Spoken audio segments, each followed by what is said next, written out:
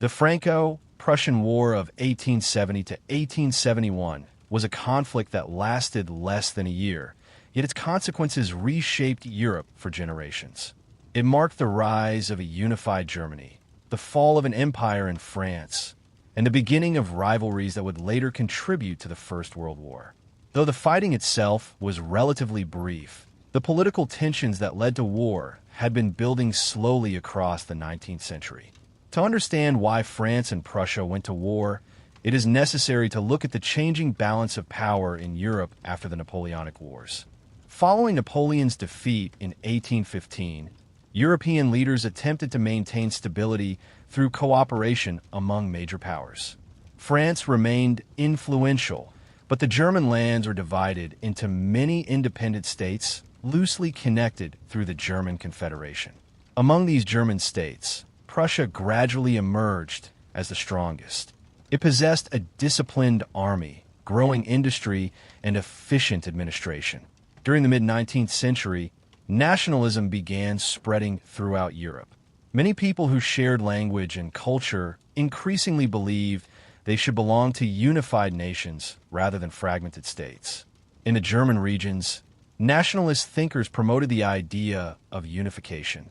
The leading figure who would eventually turn this idea into reality was Otto von Bismarck, the Prime Minister of Prussia. Bismarck believed that German unity would not be achieved through speeches or parliamentary debate alone, but through careful diplomacy supported by military strength.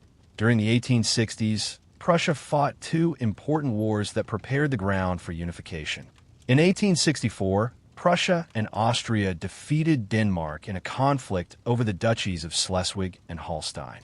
2 years later, tensions between Prussia and Austria led to the Austro-Prussian War of 1866. Prussia's rapid victory removed Austria from German political affairs and allowed Prussia to organize northern German states into the North German Confederation under its leadership.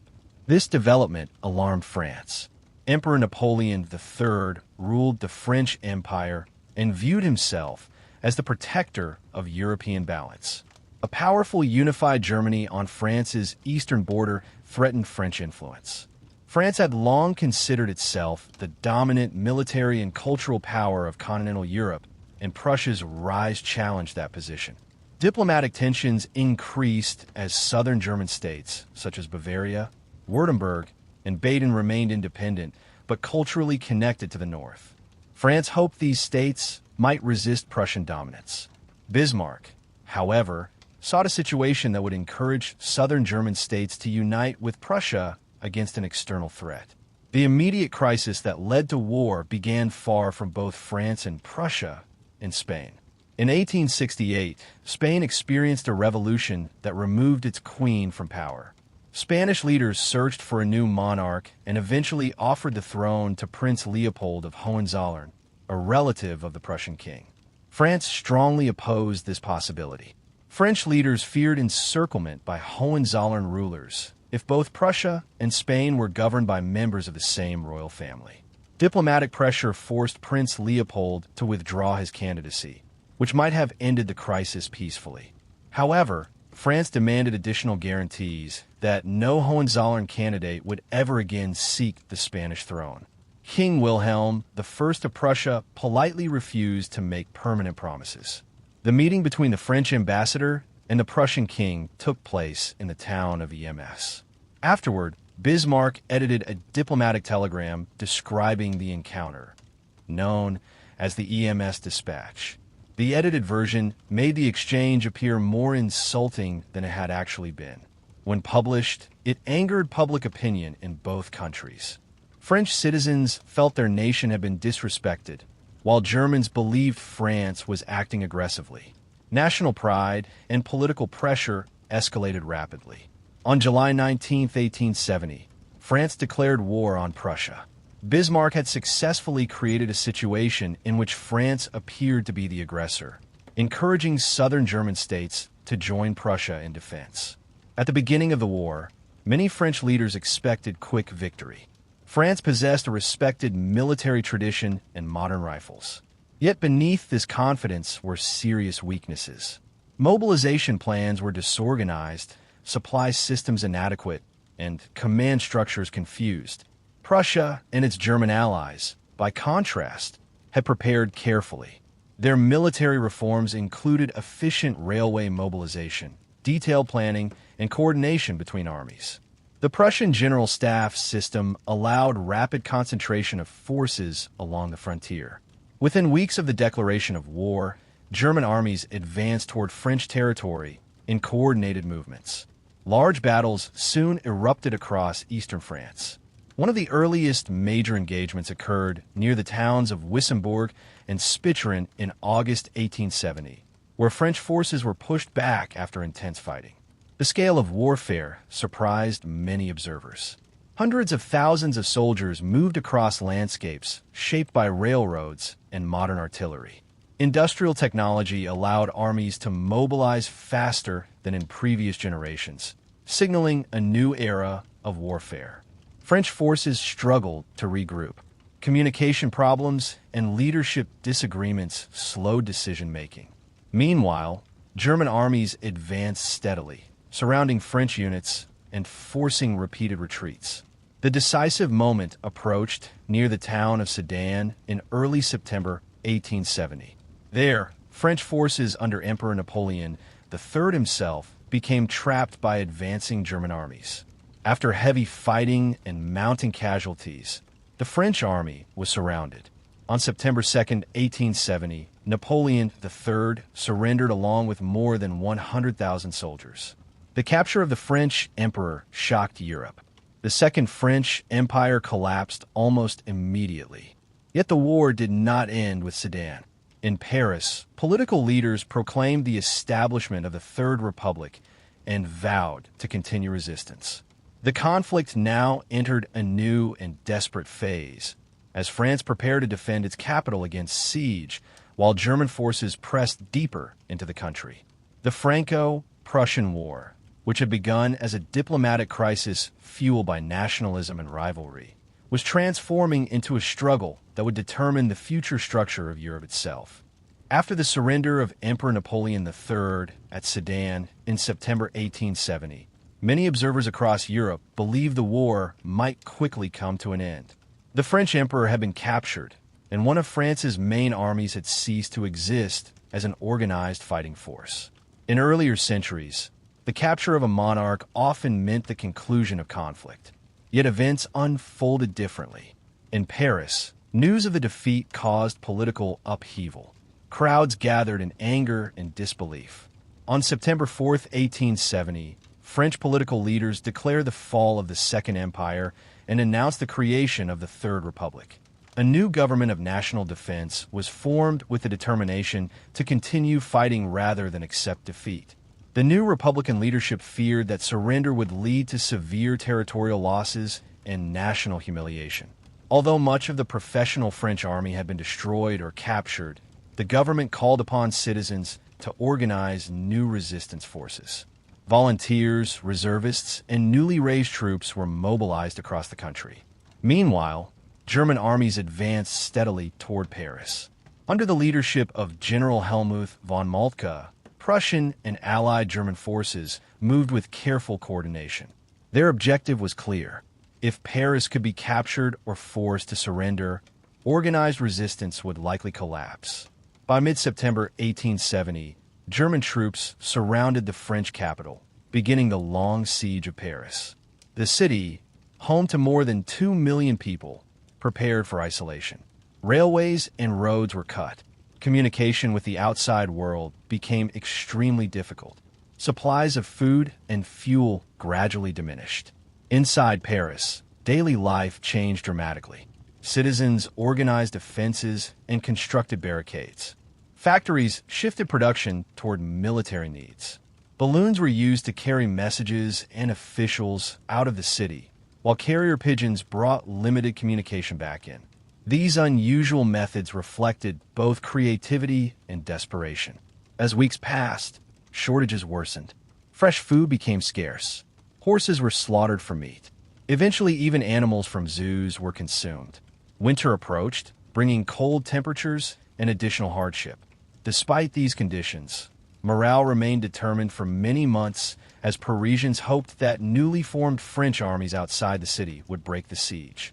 Across the countryside, the French government attempted to rebuild military strength. New armies were organized along the Loire River and in northern France. Leaders such as Léon Gambetta escaped Paris by balloon and traveled through the provinces, encouraging resistance and mobilization. Several attempts were made to challenge German forces.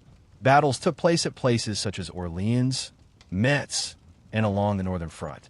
Some French units fought with determination, but they faced experienced German armies supported by superior organization and artillery coordination. German forces repeatedly defeated these newly formed armies before they could relieve Paris. The Siege of Metz also played a crucial role during this phase of the war.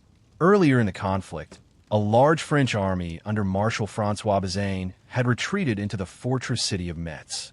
German forces surrounded the city, cutting off escape. After weeks of isolation and dwindling supplies, Bazaine surrendered in October 1870 along with more than 150,000 soldiers. This surrender further weakened France's ability to continue organized resistance. By late autumn, it became increasingly clear that France could not reverse the military situation. German armies controlled much of northern and eastern France. Railways and industrial regions were occupied. Communication between French forces remained difficult. During the siege, German artillery occasionally bombarded sections of Paris, though large-scale destruction was limited compared to later wars of the 20th century. Still, psychological pressure mounted. Hunger, cold, and uncertainty affected civilians deeply. Disease spread among weakened populations. Diplomatic efforts quietly began as some French leaders considered negotiation. However, German leadership insisted on significant concessions, including territory and financial compensation. These demands made immediate peace politically difficult for the French government. As winter deepened in January 1871, conditions inside Paris became unbearable. Food reserves were nearly exhausted. Civilian suffering intensified. Military breakout attempts failed to break German lines. On January 28, 1871, the government of national defense agreed to an armistice. Fighting around Paris ceased. Elections were organized to allow a new French assembly to decide on peace terms. While negotiations proceeded, a moment of enormous symbolic importance took place. On January 18, 1871, in the Hall of Mirrors at the Palace of Versailles, just outside Paris, the German princes proclaimed King Wilhelm I of Prussia as German emperor. The German Empire was officially created. The location of this proclamation carried deep meaning. Versailles had long symbolized French royal power. Now it served as the birthplace of a unified German nation achieved through victory over France. German unification fundamentally altered the balance of power in Europe. Peace negotiations concluded with the Treaty of Frankfurt in May 1871. France agreed to pay a large financial indemnity and to surrender the territories of Alsace and much of Lorraine to the new German Empire. German troops would remain in parts of France until payment was completed. The loss of Alsace-Lorraine caused profound resentment in France. Many French citizens viewed the territories as historically and culturally French. The desire to recover them would influence French politics and national identity for decades. Even after the armistice, unrest continued within Paris itself. Economic hardship and political tension contributed to the uprising known as the Paris Commune in 1871, when radical groups briefly took control of the city before being suppressed by the French government. This internal conflict revealed how deeply the war had shaken French society. The Franco-Prussian War had moved far beyond its diplomatic origins. What began as a dispute over royal succession had resulted in the collapse of an empire, the birth of another, and a transformation of European politics that would shape the continent's future.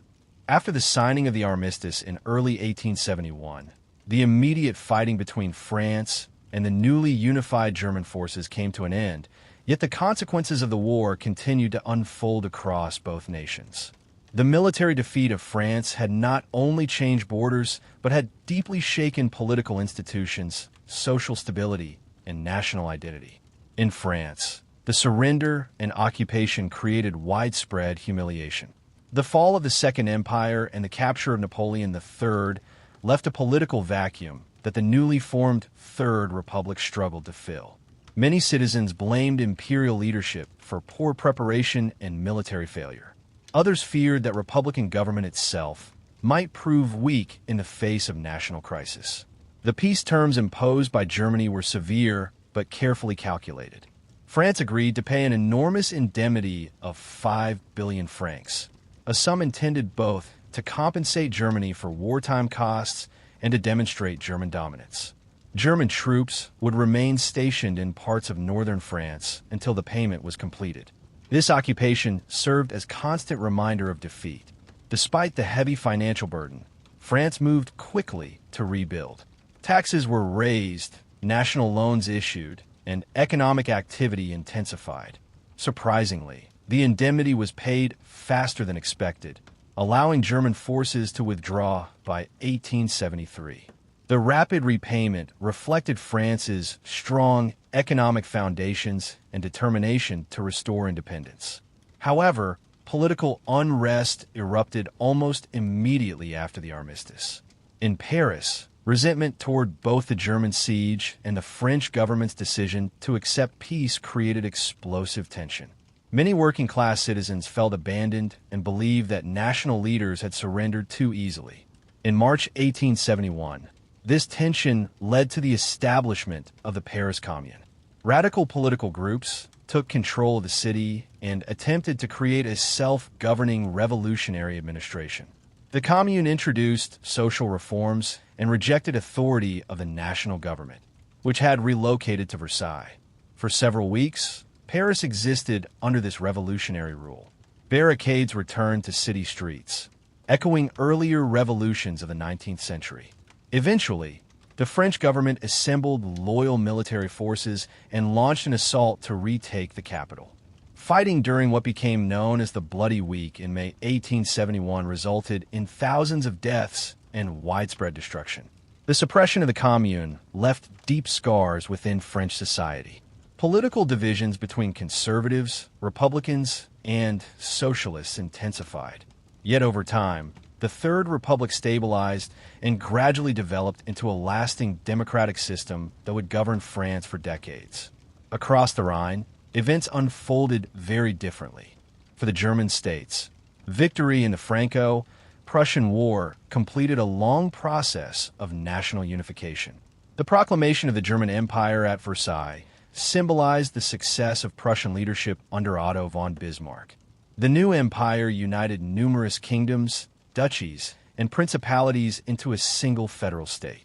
While regional rulers retained authority within their territories, overall leadership rested with the German emperor and the imperial government dominated by Prussia. Berlin emerged as the political center of a powerful new nation. German victory created enormous national pride. Military success strengthened belief in disciplined organization, industrial strength, and efficient administration. The German army gained prestige throughout Europe, and other nations carefully studied its methods of mobilization, planning, and command. Industrial growth accelerated rapidly within the German Empire. Coal production, steel manufacturing, rail networks, and scientific research expanded at remarkable speed. Within a few decades, Germany would become one of the world's leading industrial and military powers. Yet victory also planted seeds of future tension. The annexation of Alsace and Lorraine created lasting resentment within France. Many residents of these regions suddenly found themselves citizens of Germany despite cultural and linguistic ties to France. French political life increasingly centered around the desire for revanche, meaning revenge or recovery of lost territories. This unresolved hostility contributed to growing rivalry between France and Germany. Diplomatic alliances across Europe began shifting as nations adjusted to the emergence of a strong, unified Germany. Bismarck understood the danger of isolation and worked carefully to maintain peace through complex alliance systems designed to prevent France from finding powerful allies. The Franco-Prussian War also demonstrated how modern warfare was changing. Railroads allowed rapid troop movement across vast distances. Industrial production supplied armies with advanced artillery and rifles. General staffs planned campaigns with unprecedented precision. Future military planners recognized that wars between industrial nations could mobilize entire societies. Civilians had experienced hardship through siege, occupation, and economic disruption, revealing that modern conflict increasingly affected entire populations rather than only professional soldiers. Nationalism grew stronger as citizens identified more deeply with their states and armies. Throughout Europe, observers understood that the balance of power established after the Napoleonic Wars had ended. A united Germany now stood at the center of continental politics. France sought recovery and security. Britain watched carefully from across the Channel. Austria, Hungary, and Russia reconsidered their own positions in response to changing realities. The war that had begun over diplomatic insult and royal succession had ultimately transformed Europe's political structure. Empires rose and fell. Borders shifted. National identities hardened. In quiet reflection, it became clear that 1871 marked not merely the end of a war, but the beginning of a new European era shaped by nationalism, industrial strength, and competitive alliances. After the Franco-Prussian War formally ended in 1871, Europe entered a period that appeared peaceful on the surface, yet beneath that calm lay powerful changes created by the conflict.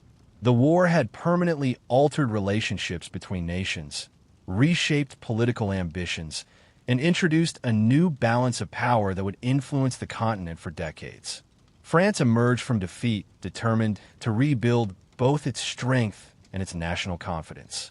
The loss of Alsace and much of Lorraine was felt deeply across the country.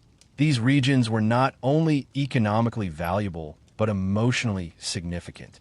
Schools, newspapers, and public speeches frequently reminded citizens of the territories that had been lost. Maps displayed the provinces shaded in mourning colors, reinforcing collective memory. This feeling did not immediately lead to another war, but it shaped French foreign policy for generations. Military reforms were introduced. Conscription expanded. Defensive planning along the eastern frontier became a national priority. France invested in rebuilding its army carefully, hoping that one day the balance might shift. At the same time, the Third Republic gradually stabilized politically. Despite early turmoil and internal conflict, democratic institutions strengthened. Elections became regular features of political life. Industrial development resumed, cities expanded, and economic recovery restored confidence. France remained an important cultural and economic power, even after military defeat. In Germany, victory encouraged a sense of unity that had previously been difficult to achieve among diverse German states. The empire combined strong central authority with regional traditions. Otto von Bismarck now focused less on expansion and more on preserving stability. He understood that the newly unified Germany might alarm neighboring powers if it appeared aggressive. Bismarck therefore pursued cautious diplomacy. He constructed alliance systems intended to isolate France while maintaining peaceful relations with Austria-Hungary and Russia. His goal was to prevent a coalition forming against Germany. For many years, this strategy succeeded in maintaining relative peace across Europe. Yet the success of German unification also intensified nationalism throughout the continent. Other peoples without independent states began seeking unity or autonomy. Political movements grew stronger in the Balkans and Eastern Europe. Competition between empires increased slowly but steadily. Military thinkers across Europe carefully studied lessons from the Franco-Prussian War. The efficiency of railway mobilization demonstrated how quickly modern armies could assemble.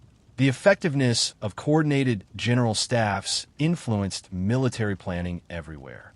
Nations began preparing for future conflicts on a much larger scale than before. Industrialization played an increasingly important role in warfare. Factories capable of producing weapons, ammunition, and transport equipment became essential components of national power. Governments realized that future wars would involve entire economies and civilian populations, not only battlefield soldiers. The psychological impact of the war also lingered. For Germany, victory reinforced confidence in disciplined organization and military leadership. For France, defeat created determination mixed with caution. These contrasting memories shaped political decisions for decades. Meanwhile, the annexed territories of Alsace and Lorraine lived under German administration. Some residents accepted the change, while others remained loyal to France. Cultural tensions persisted as language policies and administrative systems shifted. Migration occurred in both directions, as individuals chose whether to remain or relocate. Across Europe, diplomacy continued under an appearance of stability, sometimes described as an armed peace. Alliances formed quietly. Armies expanded gradually. Technological innovation advanced weapons far beyond those used in 1870. Machine guns, improved artillery, and new communication systems were developed during the following decades. Historians later observed that the Franco-Prussian War marked the true beginning of modern European rivalry that would eventually culminate in the First World War in 1914. The hostility between France and Germany, rooted partly in the events of 1871, became one of the central tensions of early 20th century politics. Yet for ordinary people living in villages and cities, life moved forward. Farmers returned to fields once crossed by marching armies. Railways carried goods instead of soldiers. Families rebuilt homes damaged during invasion and siege. Markets reopened, and daily routines slowly replaced memories of conflict. The war demonstrated how rapidly political decisions could transform entire societies. A diplomatic dispute had triggered mobilization. Mobilization had produced decisive battles, and those battles had reshaped the structure of Europe itself. In calm reflection, the Franco-Prussian War can be seen as a turning point between two eras. It ended the dominance of older imperial balances established after Napoleon and introduced an age defined by nationalism, industrial strength, and organized mass armies. It created a powerful German empire while forcing France to redefine its political future. The consequences extended far beyond the battlefield. They influenced diplomacy, military planning, national identity, and international relations for more than 40 years. The echoes of 1870 continued quietly through treaties, alliances, and rivalries that shaped the path toward the 20th century. And so the story of the Franco-Prussian War closes not simply with victory or defeat, but with transformation. A short war that changed the destiny of nations, altered the map of Europe, and prepared the world for an age in which conflicts would grow larger, more industrial, and more deeply connected to the lives of entire populations.